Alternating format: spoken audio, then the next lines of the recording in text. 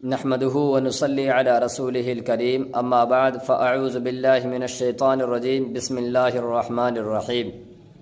يا ايها الذين آمنوا اتقوا الله حق تقاته ولا تموتن الا وانتم مسلمون۔ قابل احترام بھائیوں، پیارے دوستوں اور بزرگوں، کتابوں میں لکھا ہے کہ شیطان کی پیروی کرنے والے اور اس کی بات مان کر چلنے والے کل قیامت کے دن جب جہنم میں ڈالے جائیں گے تو اس وقت وہاں آگ کا ایک ممبر رکھا جائے گا اور شیطان کو آگ کا لباس پہنا کر اس کے سر پر آگ کا تاج رکھ دیا جائے گا۔ پھر اس سے کہا جائے گا، اے ابلیس، اس ممبر پر چڑھ کر جہنمیوں سے خطاب کر۔ چنانچہ وہ ممبر پر چڑھ کر اپنی تقریر کرتے ہوئے کہے گا، اے جہنم کے لوگوں، کہ اللہ پاک نے تم لوگوں کو سیدھی راہ بتلانے کے لیے اپنے نبیوں اور آسمانی کتابوں کو نہیں بھیجا کہ اللہ رب العزت نے اپنے نیک بندوں کے ذریعے تم کو یہ نہیں بتلا دیا تھا کہ ہم نے تم کو اس دنیا میں اپنی عبادت کے لیے پیدا کیا ہے، پھر ہم چند دن کے بعد تم کو اس دنیا سے اٹھا لیں گے اور اپنے سامنے کھڑا کر کے تم سے زندگی کی ایک ایک چیز کے بارے میں حساب لیں گے۔ ہم مال کے ایک ایک آنے کے بارے میں تم سے حساب لیں گے، کھانے کے ایک ایک دانے کے بارے میں تم سے حساب لیں گے، پانی کے ایک ایک قطرے کے بارے میں تم سے حساب لیں گے، ہوا کے ایک ایک سانس کے بارے میں تم سے حساب لیں گے۔ یہ تم سے پوچھا جائے گا، اپنی جوانی کہاں گوائی، اپنی تندرستی کہاں کھپائی، اپنے مال کو کہاں خرچ کیا اور اپنے اوقات کو کہاں گزارا۔ یاد رکھو، دنیا میں آنے کے بعد یہ نہ بھول جانا کہ تم اس دنیا میں ہمیشہ ہمیشہ رہو گے، بلکہ ایک نہ ایک دن تمہیں اس دنیا کو چھوڑ کر جانا ہوگا۔ اور یہ بات غور سے سن لو کہ شیطان تمہارا کھلا ہوا دشمن ہے، تم اس سے بچ کر رہنا۔ اے جہنم کے لوگوں، تمہارا کیا خیال ہے کہ میں نے تمہیں سیدھے راستہ سے ہٹا کر گمراہ کر دیا تھا؟ گمراہیت کو تو تم لوگوں نے خود ہی اختیار کیا تھا۔ تم لوگوں نے مجھے اپنا دشمن جانتے ہوئے بھی بذات خود حق بات سے منہ موڑ کر میری پیروی کی تھی، اور اس بات کو جانتے ہوئے بھی مجھ سے دوستی کی تھی کہ اس نے میرے ماں باپ حضرت آدم علیہ الصلاۃ والسلام اور حوا رضی اللہ عنہا کو جنت سے رسوا کر کے نکلوایا تھا۔ لہٰذا اس میں قصور میرا نہیں بلکہ تمہارا اپنا قصور ہے۔ اس لیے میں یہ اعلان کرتا ہوں، اذ تبرأ الذین اتبعوا من الذین اتبعوا ورأوا العذاب وتقطعت بهم الاسباب۔ آج تم سے میرا کوئی واسطہ نہیں، آج تم لوگ خود اپنے کیے کی سزا بھگتو۔ میرے بھائیوں، اس سے معلوم ہوا کہ شیطان تو انسان کے لیے صرف راہ ہموار کرتا ہے، باقی انسان اس راستہ پر خود بخود چلتا ہے۔ شیطان انسان کے ایمان و عمل کو برباد کرنے کے لیے جب تمام حربوں اور پلاننگ میں ناکام اور فیل ہو جاتا ہے تو وہ اپنا آخری جال پھینکتا ہے، یعنی عورت کے فتنے میں مبتلا کرتا ہے۔ حدیث شریف میں آتا ہے کہ عورت شیطان کا وہ تیر ہے جو کبھی خطا نہیں جاتا۔ اس لیے حضرت عیسیٰ علیہ الصلاۃ والسلام نے فرمایا، مرد کا امتحان عورت سے اور عورت کا امتحان دولت سے ہوتا ہے۔ عورت کے دل پر دولت و خاموش اثر کرتی ہے جو تقریر اور وعظ و نصیحت سے بھی نہیں ہوتا، اور یہ بھی حقیقت ہے کہ مردوں کے دلوں پر عورتوں کی اداؤں اور حسن و جمال کا جو اثر پڑتا ہے وہ اثر بڑے سے بڑے جادوگر بھی نہیں ڈال سکتے۔ اسی لیے کسی عقل مند نے کہا ہے، اگر کسی کو برباد ہونا ہو تو وہ یا تو شراب پینا شروع کر دے یا کسی سے عشق کرنا شروع کر دے۔ اس لیے حضرت لقمان رضی اللہ عنہ نے اپنے بیٹے کو نصیحت کرتے ہوئے کہا تھا، شیر کا تیرا پیچھا کرنا اتنا خطرناک نہیں جتنا تیرا قدم یا کسی عورت کا قدم تیرے پیچھے اٹھنا، کیونکہ شیر تو صرف تیرے جسم کو ختم کرے گا مگر نامحرم عورت تیرے ایمان کو برباد کر دے گی۔ اسی لیے شاعر نے نصیحت کرتے ہوئے کہا ہے، ہرگز قدم نہ رکھنا محبوبہ کی گلی میں، ہرگز قدم نہ رکھنا محبوبہ کی گلی میں، اکثر پھسل جاتے ہیں تسبیح ہلانے والے۔ کسی بھی داڑھی، کرتا پائجامہ یا کسی کے چہرے مہرے کو دیکھ کر اس کے اچھا سچا ہونے کا یقین کر لینا یہ بہت بڑی بے وقوفی ہے۔ اسی لیے شیخ سعدی رحمۃ اللہ علیہ نے فرمایا، کسی انسان کی حقیقت حال کا پتہ سالہ سال نہیں چلتا۔ اسی لیے شاعر کہتا ہے، ناجا ظاہر پرستی پہ اگر کچھ عقل و دانش ہے، ناجا ظاہر پرستی پہ اگر کچھ عقل و دانش ہے، چمکتا جو نظر آتا ہے سب سونا نہیں ہوتا۔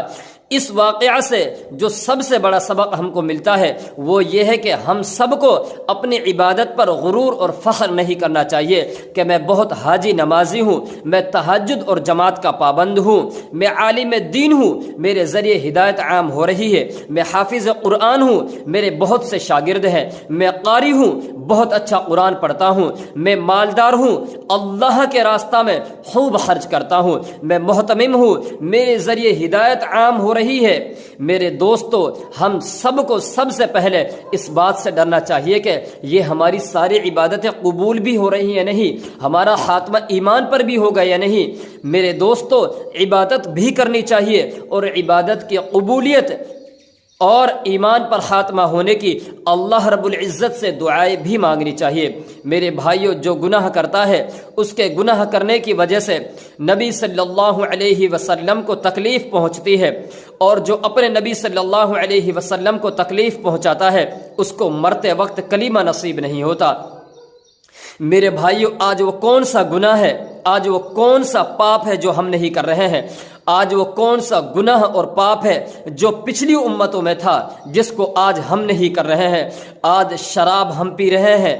جوا ہم کھیل رہے ہیں، چوری ہم کر رہے ہیں،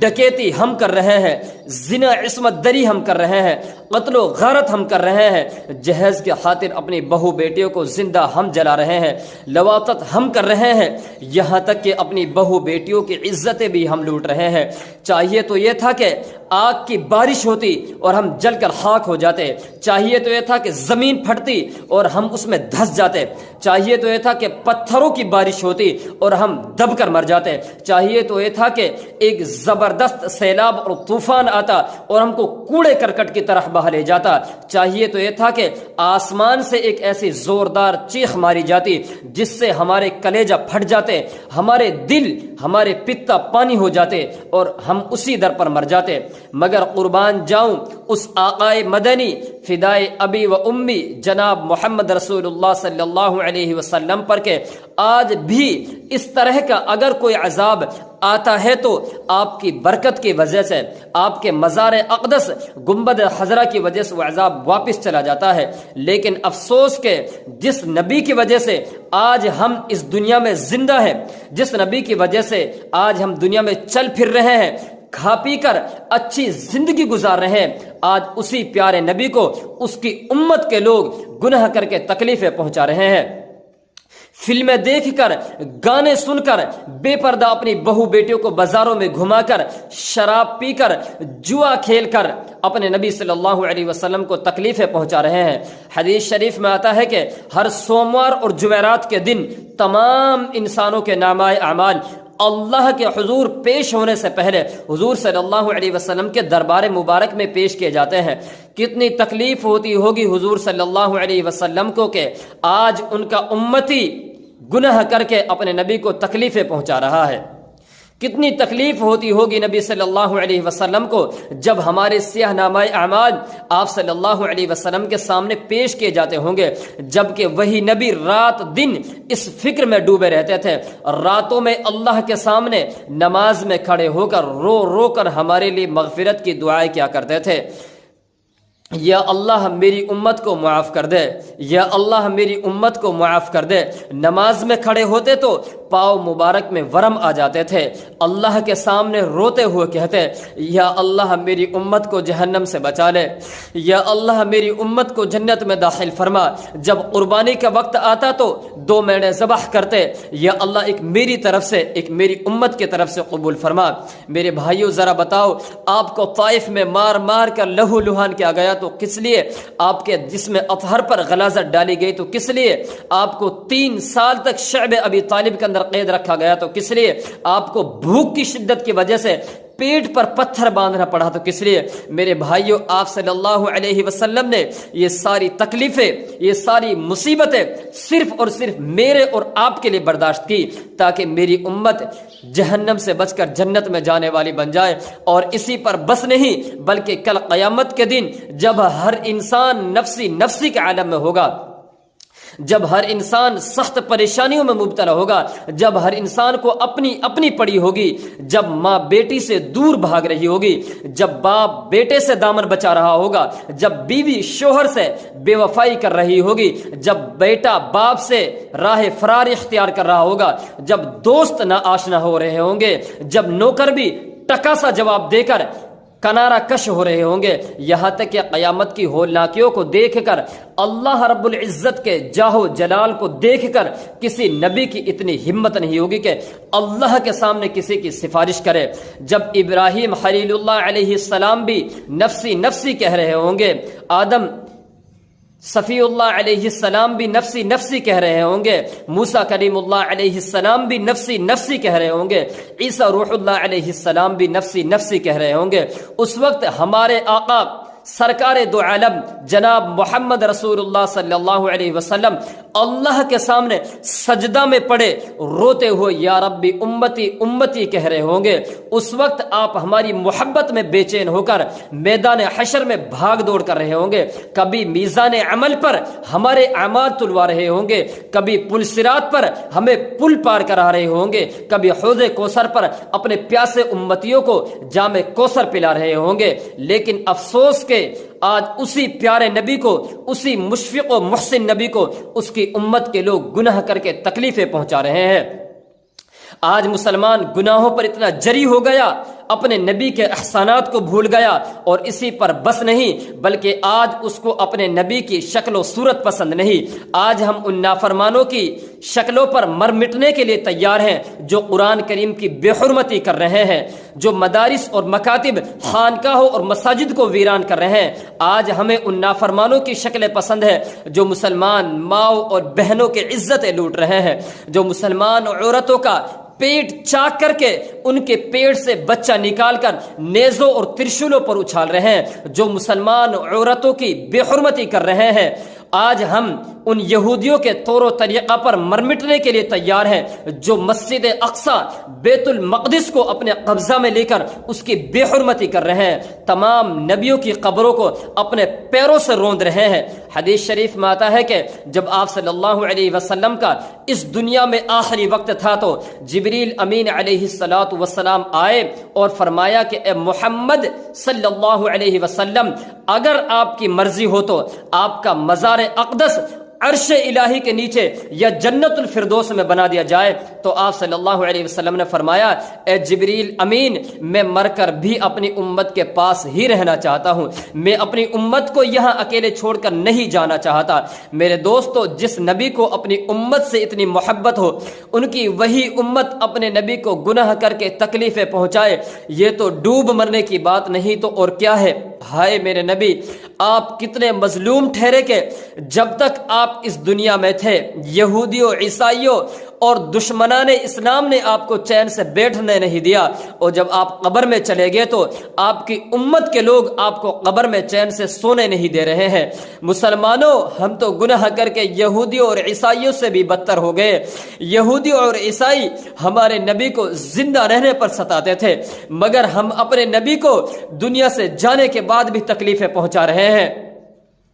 کتنی تکلیف ہوتی ہوگی ہمارے نبی کو جب ہمارے سیاہ نامۂ اعمال آپ صلی اللہ علیہ وسلم دیکھتے ہوں گے۔ میرے بھائیوں، ہم چند دن کے لیے اس دنیا میں آئے ہیں، ایک دن ہمیں اس دنیا سے اٹھا لیا جائے گا۔ یہ ہماری ساری دولت، یہ ہماری زندگی کے تمام منصوبے یہی دھرے کے دھرے رہ جائیں گے۔ آج ہم جن کے لیے اپنی عبادتیں چھوڑ کر تجارتیں کر رہے ہیں، آج ہم جن کو خوش کرنے کے لیے گناہ کرنے سے بھی دریغ نہیں کر رہے ہیں، آج ہم جن کے لیے اپنا پیٹ کاٹ کر ان کا پیٹ بھر رہے ہیں، ہماری کل وہی اولاد، کل وہی ہمارے گھر والے اپنے کندھوں پر لاد کر ظلمت و تاریکی، سانپ اور بچھو، آگ اور کیڑے مکڑوں کے گھر میں پھینک آئیں گے۔ وہ ہمیں بے رحم قبر کے حوالے کر آئیں گے، ہمارے اوپر سے قبر کے عذاب کو قطعا نہیں ہٹا سکتے۔ میرے دوستو، اگر ہمارے اعمال اچھے نہیں ہوں گے تو کل قیامت کے دن ہم اپنے رب کو کیا منہ دکھائیں گے؟ کل قیامت میں کیا منہ لے کر ہم حضور صلی اللہ علیہ وسلم کے پاس سفارش کے لیے جائیں گے؟ میرے دوستو کتنی تکلیف ہوتی ہوگی حضور صلی اللہ علیہ وسلم کو کہ آج ان کا امتی صبح صبح ان کی داڑھی جیسی پیاری سنت کو صاف کر کے پیشاب کے ساتھ نالیوں میں بہا دیتا ہے۔ میرے دوستو اگر ہم نیکیاں کر کے اپنے نبی کو خوش نہیں کر سکتے تو کم سے کم گناہ کر کے تکلیف تو نہ پہنچائے، کم سے کم اس نیت سے اپنے گھر کو کافروں کی تہذیب سے، ناچ گانے اور ٹی وی کی لعنت سے پاک کر لے، اور کم سے کم اپنے چہرے اور شکل و صورت کو مسلمانوں جیسی بنا لے، تاکہ کل قیامت کے دن حضور صلی اللہ علیہ وسلم سے اتنا تو کہہ سکیں گے، اے اللہ کے نبی صلی اللہ علیہ وسلم، اس گئے گزرے زمانے میں بھی ہم نے اپنے چہرے اور اپنے گھر کو آپ کی پیاری سنتوں سے سجا رکھا تھا، ہماری سفارش فرما دیجئے۔ اور کل قیامت کے دن اللہ رب العزت سے اتنا تو کہہ سکیں گے، اے اللہ ہمارے پاس اور تو کچھ نہیں ہے، صرف تیرے نبی کی شکل و صورت لے کر آیا ہوں، اس پر رحم فرما دیجئے۔ تیرے محبوب کی یا رب شباہت لے کر آیا ہوں، تیرے محبوب کی یا رب شباہت لے کر آیا ہوں، حقیقت اس کو تو کر دے، میں صورت لے کر آیا ہوں۔ حدیث شریف میں آتا ہے کہ کل قیامت کے دن بہت سے لوگ اپنے نبی صلی اللہ علیہ وسلم کے پاس سفارش کے لیے دوڑے ہوئے آئیں گے، تو اللہ رب العزت اپنے فرشتوں سے کہے گا، اے فرشتوں ان مردودوں کو کوڑے مار مار کر میرے نبی صلی اللہ علیہ وسلم سے دور کر دو، جو دنیا میں گناہ کر کے میرے نبی صلی اللہ علیہ وسلم کو تکلیفیں پہنچایا کرتے تھے۔ میرے دوستو اگر ہم نے گناہ نہیں چھوڑے اور ہم بھی انہی مردودوں میں شامل ہو گئے تو کون ہوگا جو ہم کو جہنم سے بچائے گا؟ اللہم تقبل منا انک انت السمیع العلیم وتب علینا انک انت التواب الرحیم سبحان ربک رب العزت عما یصفون وسلام علی المرسلین والحمد للہ رب العالمین۔ اٹھ نہ سکے گا ہرگز کبھی بھی وہ خدا کی قسم، اٹھ نہ سکے گا ہرگز کبھی بھی وہ خدا کی قسم جس کو نبی نے نظر سے گرا کر چھوڑ دیا۔ وآخر دعوانا ان الحمد للہ رب العالمین۔